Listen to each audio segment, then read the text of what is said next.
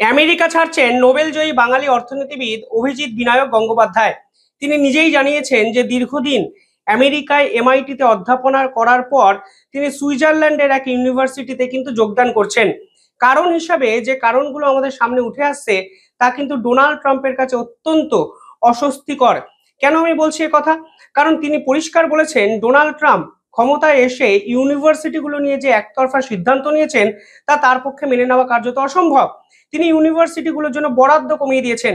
ভর্তি নিয়ে একাধিক কঠিন নির্দেশিকা তিনি জারি করেছেন, যেখানে তিনি বলেছেন 15%-এর বেশি বিদেশি ছাত্রছাত্রীকে ভর্তি করানো যাবে না। পাশাপাশি তিনি লিঙ্গকে নিয়ে একাধিক গুরুত্বপূর্ণ সিদ্ধান্ত নিয়েছেন, যাতে আমেরিকার তৃতীয় লিঙ্গের নাগরিকরা সব থেকে বেশি অসুবিধাতে পড়তে পারেন। সব মিলিয়ে ডোনাল্ড ট্রাম্প প্রশাসন বিশ্ববিদ্যালয়গুলোকে নিয়ে যে সিদ্ধান্ত নিয়েছেন তাতে অভিজিৎ বাবুর মতো অনেকেই ক্ষুব্ধ এবং বিরক্ত, অনেকে আন্দোলনের পথ বেছে নিয়েছেন।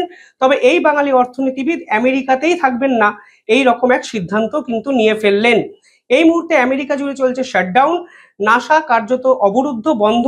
15,000 এমপ্লয়িকে তারা ছাঁটাই করেছে, 83% ওয়ার্কফোর্সকে তারা কমিয়ে দিয়েছে। নাসার একাধিক গুরুত্বপূর্ণ গবেষণা বন্ধ। আমেরিকায় দেউলিয়া হয়ে গেছে প্রায় 700টির বেশি কোম্পানি। সব মিলিয়ে ডোনাল্ড ট্রাম্প প্রবল বিক্ষোভের মুখে, প্রবল চাপে এবং প্রবল বিপদে।